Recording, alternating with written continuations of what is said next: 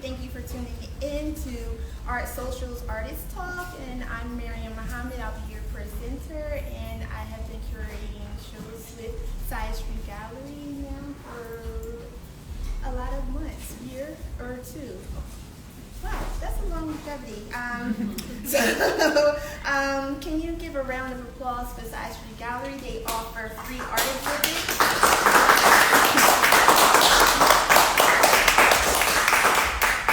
They offer free art exhibits to artists to help showcase their craft, and allowing the artists to keep 100% of the any commissions that they make from here, which is a really great big deal. And Miriam Marketing Company is a marketing and digital media company that has been assisting them with promotions and management of the gallery. So I'm really excited. We have three lovely ladies here, and I'll allow you all to introduce yourself. Let's start with you over here.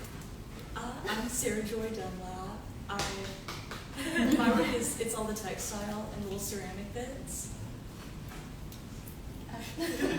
I'm Annie Thompson. I have some of the smaller paintings. I'm Catherine Cat Abraham. Maybe I go by Cat, not Catherine Cat, but I do the larger paintings of the figurative work. So thank you all for accepting our offer to be here. I know you're all alpha alumni from the Master's in Fine Arts program, so that's a really big deal to complete. So thank you all for taking the time to come here and bless our walls. Thank you for the walls. So I'll begin asking a couple of questions. Let's just keep kind of starting with Sarah and then walking our way back around the cat. Sarah, can you share with us your inspiration behind your collection? Mm-hmm. So it's mostly hand-sewn work on secondhand or repurposed textiles, and I'm dealing with a lot of themes of nature and evolution and change overall, and also elements of care and community among living things. Oh wow. Thank you. Something. Okay, next. I don't have anything deep, but I do oil paintings on canvas, linen, and board. I think I've had an insecurity, but it's also been a good thing to not know what to paint. But I paint from observation. And so I do a lot of self-portraits. I do still life studies and interiors. And I think that just investing in the painting process is given content in itself, and that's something that I think is going to be a lifelong journey. Okay. I do a portrait, which is kind of almost figurative too. My themes are identity and perception, and how our physical world also changes those perceptions. Also human development and those different stages, and more a portrait of those experiences. Oil on pretty large canvases. Fairly large canvases. Fairly large. It's so true. I guess when it comes to many of your art as artists, what is your beginning when it comes to your art career? I started when I was a little kid. Can you have that in you as well? I feel like I've definitely changed mediums throughout time, or different things have been more important to me at different ages, but I have always, thankfully, been creative. Okay. I painted more in my undergrad, and I guess more sewing, more printmaking now. But I guess this sensibilities still carry with me. So it's still the same, I guess, style of life form? I think elements of it for sure. Nice. What about you, Mary? I grew up in a very artsy family, and so that was a very normal thing. My uncle was an oil painter, and he invested a lot of time in me and trying to develop that as well. And so I think I always kind of knew that was something that was a possibility. I remember a high school teacher telling me and a group of students, she was mentioning something about the way we were working and where we were thinking about the future, and she was like, well, you guys aren't going to art school, and I was like, I think I want to. So then I decided to do art in undergrad, and I knew that I wanted to get a master's in it. And Yeah. And history ever since. Okay. And what about yourself? Well, when I was 6 years old, I told my grandmother I wanted to be an artist living in a shack on the beaches of France. So, didn't quite make it to France or the beach, but I'm at Philly. So I'll take it. I'll take it too. Yeah. 6 years old, huh? I What did your knew. grandmom say back? She laughed so hard. She was like, sure. And so my entire life has been proving her wrong. Yeah, I would imagine. That's so cute, though. I can imagine that. I guess my next question is, just kind of pivoting from that, your artist journey more so. Have you ever encountered any milestones and or challenges in your career? Like, can you share a moment with us that's like a turning point that you define was like your artistic path? Like, I have this to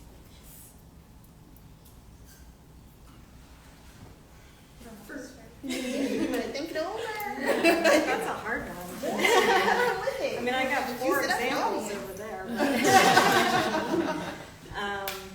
I'll go first if you want me to. Yeah. Take the pressure off.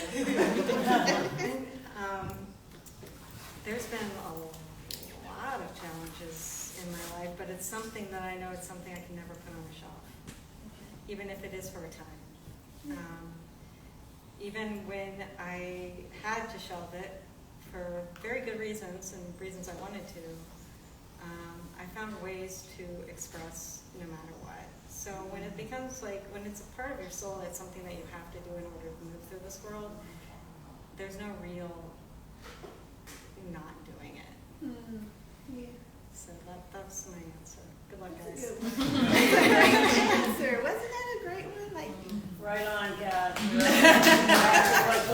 this is my thing regardless. Like, I took a pause more so. I like that. What about you, Annie? Anything? Mine's been like a progressive thing where I've known that I wanted to be a painter, and I knew that I needed to acquire a lot of skill sets to do it, and I also didn't know what I wanted to say. And so there's been multiple moments, like in undergrad and in like gap years between undergrad and graduate school and within a school, where I had a lot of insecurity in both like my skill sets and like my content, I guess. But I think in each season I just kind of learned that it's not really important to have answers to anything, but to just continue questioning in the studio.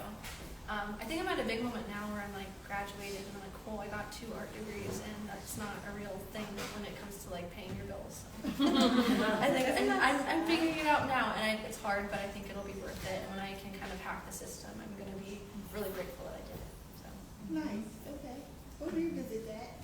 Let's hear from you, Sarah Joy. I love your name. Isn't that like a cool name? Like, it just like cheers you right on up. Sarah Joy. Yes. I feel like maybe overall, it's probably an ongoing challenge for anyone to feel like you're being truly genuine to yourself. And I feel like that's maybe just been a challenge for me, always seeking that. Maybe. Yeah. How about that? Or maybe feeling like I'm not achieving that in places, and that's where the challenge is. And then figuring out how to That's something. Okay. That's emotional. But artists, we are like a giant full heart, one way or the other. I guess when it comes to all of those areas, as a woman in the arts, do you find or have you noticed any unique challenges, such as like gaps in pay? You said you worked in a gallery before. Did you have any, of the, I guess, male counterparts pushing your career, or did you find it was challenging? Because there was like a time when artwork was looked at as a male thing. Like, women weren't supposed to paint. I mean, it might have been like the 1700s, but that stigma stays for a while. So have you ever had any of those kind of meetings, like the mine with others? I think I haven't really seen that in like my working history or in like my great. educational, yeah. I mean, I've like at PAFA, I've looked through like the archives and I've learned about the history of it back in the day when it was like you have nude models, but if there was a woman in the room, everybody had to be clothed, but if it was just men, they could see everything. And so there was like a disparity in like looking at a body academically, but if a woman looks at it, it's differently. And that's something that I'm still kind of figuring out. But I think in our day and age, because I'm so young, and I haven't felt that as much, but I'm sure. I think it's a little bit more subtle. Yeah. Like, I think a genius is assigned to the males, more the males, sorry. Sorry, everyone in here. But I feel as though that I've had to work harder to show that what I am saying is credible to my students, or that I know what the hell I'm talking about, and that can be frustrating. How do you navigate that? With humor. And eventually they come around. What about you? Anything like that come your way? I mean, it's kind of a tricky question, because I know that I certainly have a lot of systemic advantages, even while being a white woman. But like, I know we've all faced misogyny in those ways.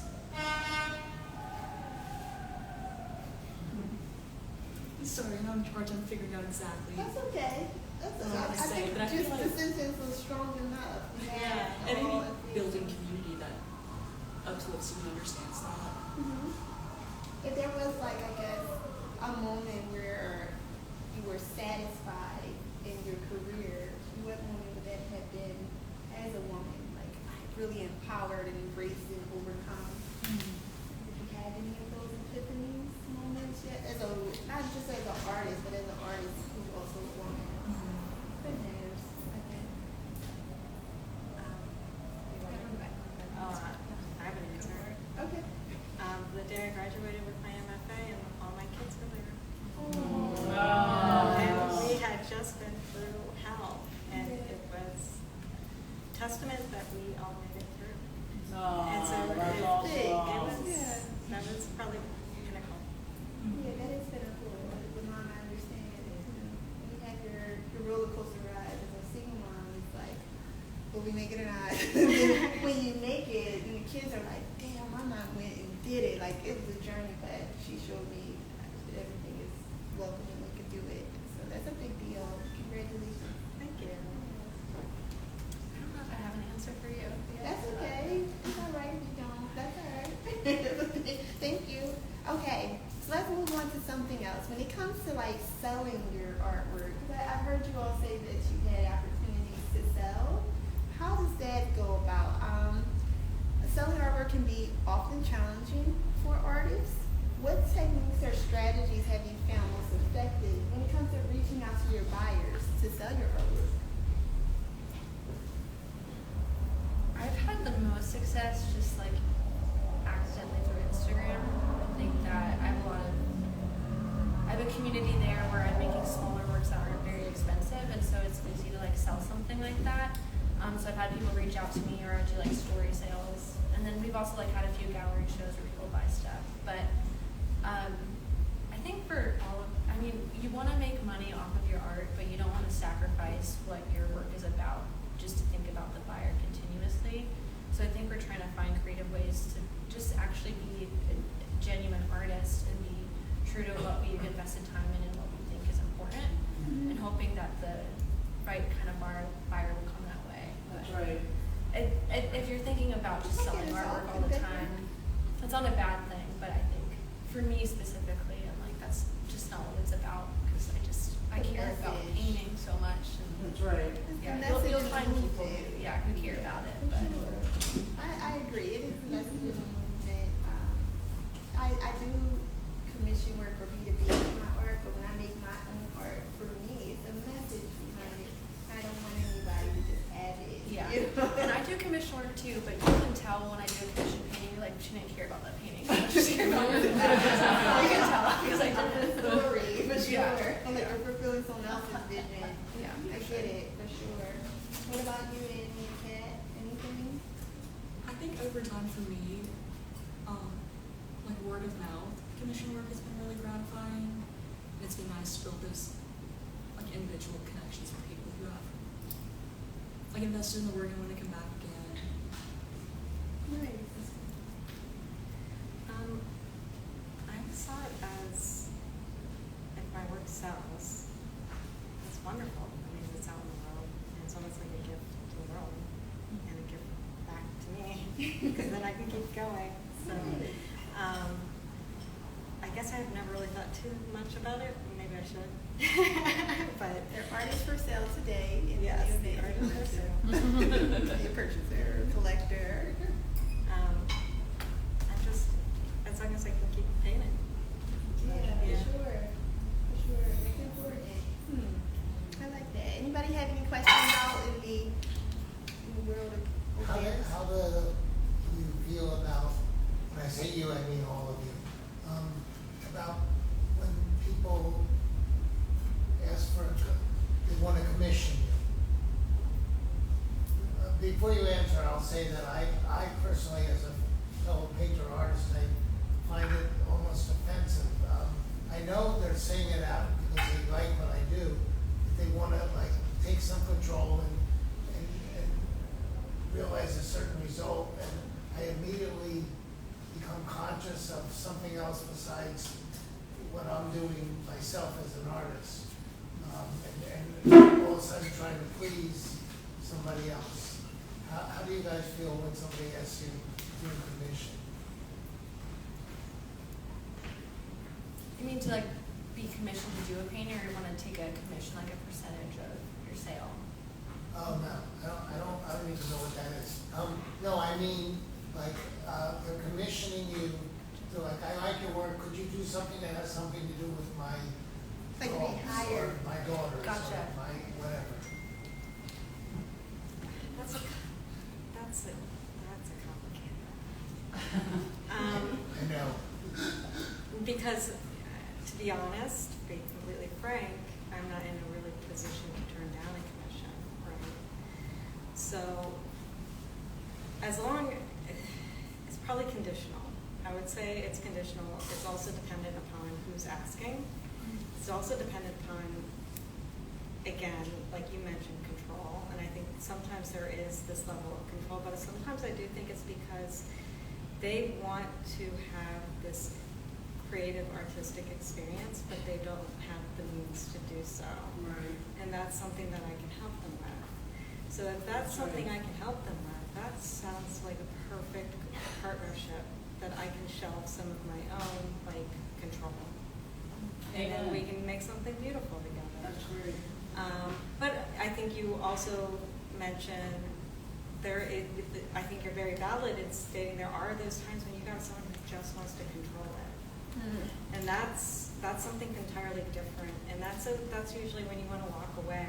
But I think when to guard against that, the contract is really important, and making sure that you have everything in that contract that you absolutely will not do. Like even if it's delivering the portrait at a certain time. Do you mean an actual contract? Yes, an actual contract. I find those are very helpful, especially if you, so now and then get someone calling 5 years down the line saying, by the way, I don't really like this. Can you come in here and just fix this? You know, no, that's beyond our time constraint. Yes. So I think if But that's you could avoid that altogether if you simply didn't submit to. fair, but then I wouldn't be able to paint because I wouldn't be able to. Well, Had the you could supply. pay, but you'd have to have like jobs to support your paintings besides pleasing another. Then I'm planting someone else in the world. That's And right. I would much rather be painting That's right. than driving an Amazon truck. So, Okay. agreed. I'm going to beg to differ. I'd rather drive that Amazon truck if I get to do exactly what I want as an artist. But that's the That's thing, I my won't be hang-up. able to because I've got 4 kids. Yeah. So I mean, I think that's, again, it's conditional, and I think that's great if it works for you. I hear you. You know what I mean? Yes. But I'm not going to knock anybody who does have to do commissions. Oh, right. No, I'm not. So it's you know, it's, you make what you kind of, you make it work, That's right. no matter what. I will admit that I've done a few commissions in my life.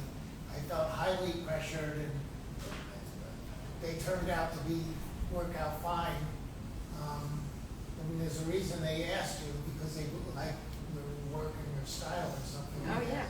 But I was just so paranoid of like somebody you know, like, okay, we want you to do your thing, but we want it to be about like calendars.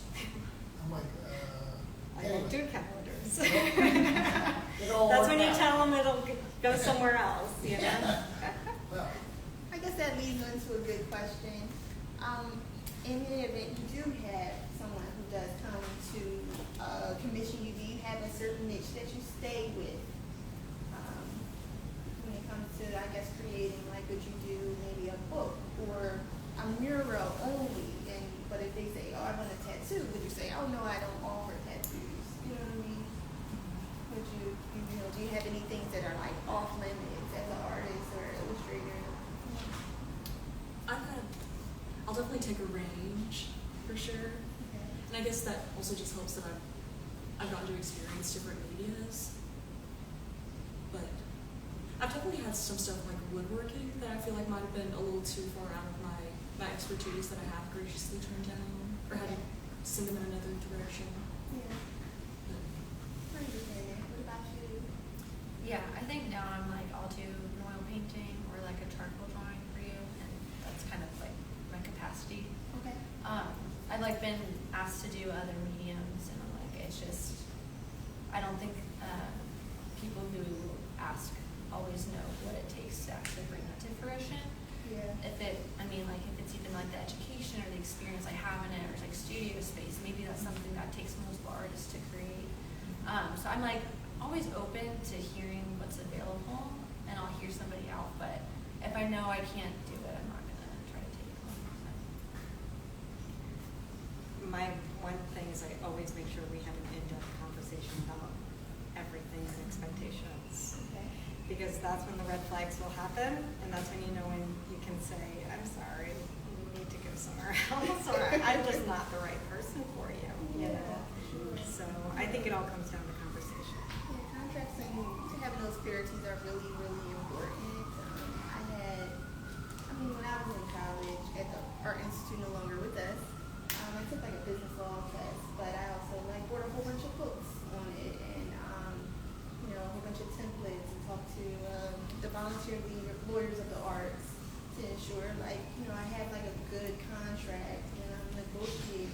Did you ever do anything like that to protect yourselves, your art, and how you are negotiating or selling your artwork? Even like, you might sell your paintings here, but after you sell it, they take it and put it on Upload and, resell it. Do you have anything that says usage rights are limited or in yourself?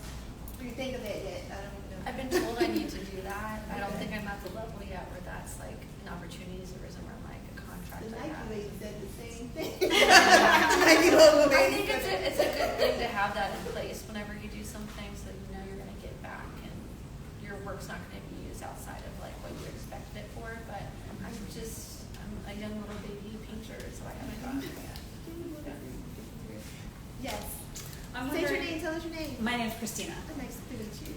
I'm wondering if you have seen anything surprising or new seeing your work hung with each other's work. Oh, yeah. Like what? Yeah, like what? Well, we spent a whole day almost. You guys even came back, and like we were just going through it and be like, okay, what are our themes? What are our colors? What are our shapes? What are our textures? What is it that is in conversation with each other? And we saw a lot with just like the sense of like hands in unity, and that was kind of where we came to our idea of a theme as well. And we also seem to have a lot of like through line with color, I think which we're is just really impressive. And it seemed to flow together. It could have been a lot harder. Like it could have taken weeks. I think It's really- it's good we didn't have too much time. Yeah. But it's really a neat, as you were saying, it's like, it's just a beautiful wall of like the harmony of, and knowing all three of you from school anyway, but it's just like, I had to come and see it, and And who are you? What's your name? Veronica. Veronica Meekins. She came back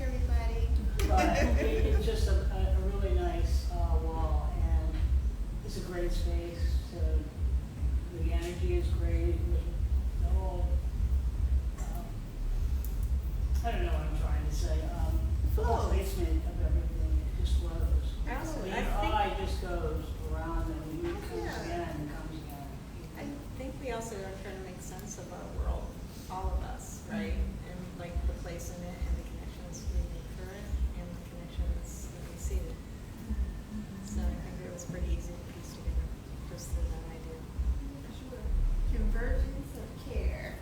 I think they took a lot of care. I could see it when they put their show together as a group collaborative. They really like thought it out, talked about it, came together. No, yes, this looks great. Let's hang this together. Let's put this here. Maybe this can go over here. It was like really harmonious to see you all like give each other that care and personality. Even you recommending them to show with you was a big deal. I mean to me, because I have like all this heart inside, but I was like, oh, this is so great. So I'm really excited to have you here.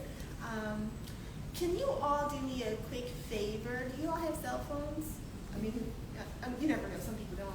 If you could follow Side Street Gallery PHL on Instagram and Facebook, while you're here, and you follow Miriam's marking all, just follow the ladies as well before you all go, just to make sure you're following the journeys that we all have going on.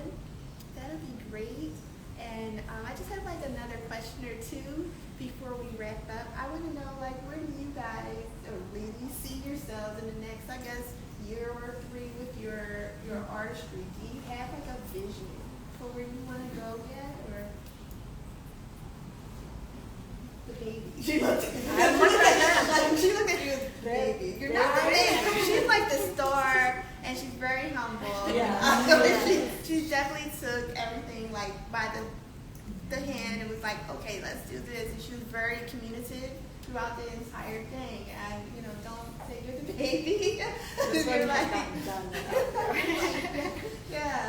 you're very impressive for sure.